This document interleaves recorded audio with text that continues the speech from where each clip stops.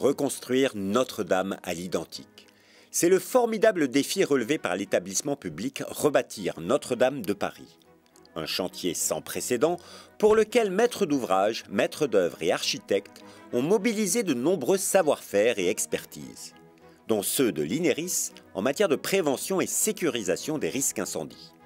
On a identifié avec les architectes en chef des monuments historiques, et Rémi Fromont plus particulièrement, qu'il y avait un besoin de pouvoir valider et tester les solutions techniques pour aller lutter contre l'incendie au sein de la charpente qu'on allait reconstituer à l'identique. Donc on a lancé un appel d'offres auquel l'INERIS a répondu. On a analysé leur dossier et leur mémoire technique qui était de très grande qualité, et on a passé un contrat avec eux qui nous a permis de lancer les études afin de faire des choix entre plusieurs solutions techniques.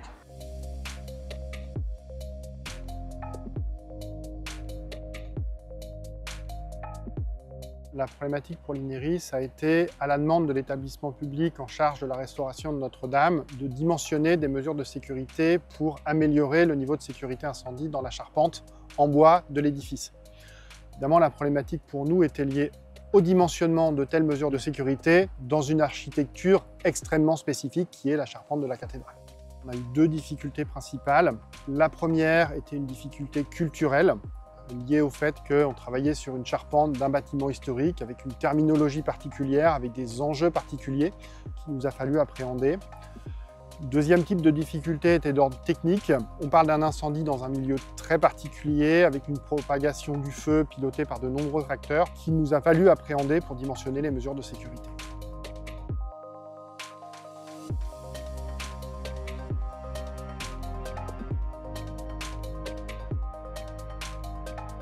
À partir du moment où on a choisi ou proposé de restituer à l'identique les charpentes en bois, il fallait qu'on ait un niveau technique extrême, maximal, de garantie et de sécurité contre le risque incendie. Pour ça, on s'est appuyé sur un certain nombre de compétences, notamment sur celle de l'INERIS, parce qu'on a eu besoin, pour prendre les meilleures décisions, de réaliser des essais et des modélisations au feu, des modélisations 3D, pour simuler en fait les différents cas d'incendie, pour être sûr que ce qu'on propose était vraiment la meilleure solution, la plus adaptée.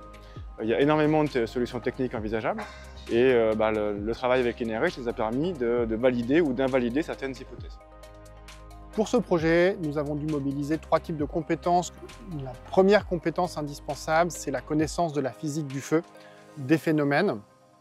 Le deuxième type de compétences que nous avons dû mobiliser, c'est nos capacités de modélisation, d'utilisation de codes de différents types, des plus simples aux plus complexes. Et enfin, la dernière compétence, c'est la capacité de réaliser des essais en vraie grandeur et en situation réelle sur notre plateforme incendie. On a mobilisé deux équipes. Une équipe dont la principale compétence est de modéliser les incendies, de les reproduire numériquement, et une équipe expérimentale dont la compétence est de reproduire réellement, expérimentalement, les incendies en vraie grandeur dans des installations qui nous permettent la maîtrise de ces incendies. Ces deux équipes représentent la compétence incendie de l'INERIS.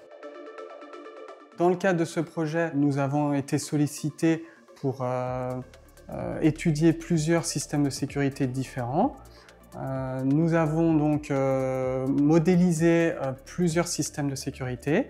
L'utilisation du logiciel s'est faite en deux étapes. Tout d'abord, nous avons calé les paramètres pour s'assurer que le logiciel donnerait des résultats cohérents. Ça, c'était la première étape. Et ensuite, on a pu utiliser le logiciel avec les bons paramètres pour modéliser ensuite le système de sécurité choisi, notamment le brouillard d'eau.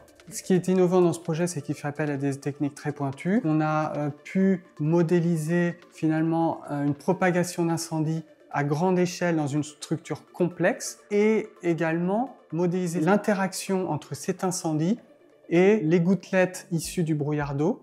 Et tout ça est encore dans le domaine de la recherche et c'est ça qui fait l'innovation de notre étude pour répondre aux attentes de nos clients. Alors, le travail avec l'INERIS, c'était une série d'itérations. C'est-à-dire qu'en fait, c'est un peu comme un ping-pong, quoi. On émet une hypothèse, on la vérifie, ça fonctionne pas, et on a émis comme ça beaucoup d'hypothèses. Et l'INERIS nous a beaucoup aidé à ça. Enfin, en tout cas, à valider ou invalider les hypothèses. Il y a eu des choses, par exemple, qui étaient un petit peu contre-intuitives, parce que généralement, on demande à ce que les combles soient ventilés. Et là, en fait, on a fait l'inverse, c'est-à-dire grâce à la modélisation numérique, on s'est rendu compte que si on ouvrait pour évacuer les fumées, en fait, on allait plutôt favoriser l'incendie plutôt que l'éteindre. Or, à Notre-Dame, les pompiers nous ont dit qu'ils avaient besoin de temps pour intervenir. Donc il fallait maintenir, dans ce cas particulier, quelques minutes de plus. Alors on ne parle pas d'heures, hein, on parle de quelques minutes de plus l'incendie pour que les pompiers aient le temps de s'établir. Voilà, donc ça c'est un des éléments que l'INERIS nous a permis de valider.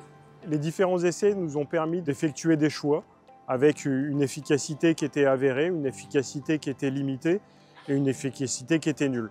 Et donc en fait, chacune des solutions techniques qui étaient proposées par la maîtrise d'œuvre, l'INERIS nous a aidé à aboutir à une conclusion et une préconisation qui nous a été faite à nous, maîtres d'ouvrage, pour pouvoir aboutir à la solution finale, qui était la solution qui serait mise en œuvre au sein de la cathédrale. Et une fois qu'on a validé la solution technique, on avait une deuxième partie de l'opération de l'INERIS, qui était la réalisation d'un essai grandeur nature, puisque l'INERIS dispose d'une chambre qui est extrêmement grande, où on a pu créer une maquette à grande échelle de la charpente de la cathédrale, et pour pouvoir tester le système actif, c'est-à-dire le système de brumisation qui a été mis en place dans la cathédrale. Sur le projet Notre-Dame de Paris, donc on a réalisé plusieurs types d'essais. On a fait des petits essais à l'échelle laboratoire pour bien qualifier les échantillons de bois. On a testé différents échantillons de bois.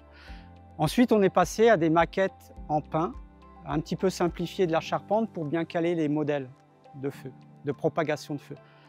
Et enfin, on a fini par des essais avec une portion réelle de la charpente Notre-Dame avec le chêne qui a été fixé comme bois d'ouvrage. Le but de ces essais, c'était déjà de bien pouvoir valider la modélisation d'une propagation de feu dans une charpente en bois de chêne comme elle serait assemblée à Notre-Dame, et puis de tester le système d'extinction en cas de départ d'incendie, donc du brouillardeau. Tous les clients sont venus, il y avait aussi le prestataire qui créait le brouillardeau qui est venu pour être là au moment de l'essai de son installation.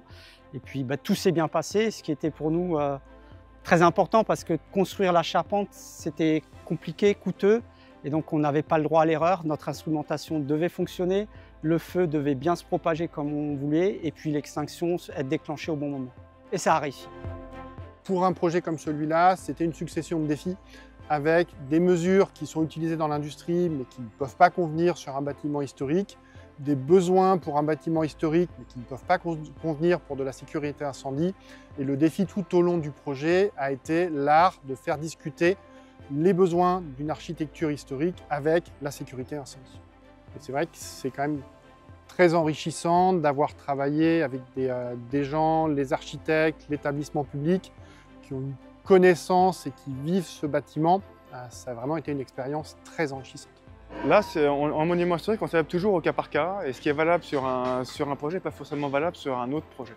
Et c'est vrai qu'à Notre-Dame, on a eu la chance d'avoir ce partenariat, notamment avec l'INERIS, parce qu'on a fait de la haute couture en fait, sur ce projet.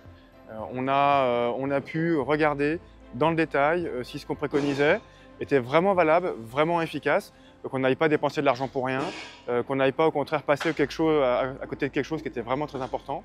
Et donc grâce à ça, en fait, on a pu, je pense, affiner le projet et arriver à la meilleure réponse technique possible en regard des besoins sur la cathédrale. Et c'était tout l'intérêt de travailler avec l'INERIS, c'est qu'ils disposaient d'équipements informatiques pour la première partie de la mission, mais aussi des équipements techniques et des équipes techniques qui nous permettaient de faire la deuxième essai, c'est-à-dire essayer quasi grandeur nature le système de brouillardeau pour s'assurer que ce qu'on allait mettre en place fonctionnait dans la vraie vie. On est sur la dernière ligne droite. Tout ce qu'on est en train de mettre en place sur le chantier derrière nous, dans les grands combles, c'est ce qu'on a travaillé avec, encore une fois, toutes les équipes de la maîtrise d'œuvre avec l'INERIS et qui nous permettront de faire que la charpente qu'on a refaite là, elle va pouvoir s'étaler dans le temps et pouvoir vieillir sereinement.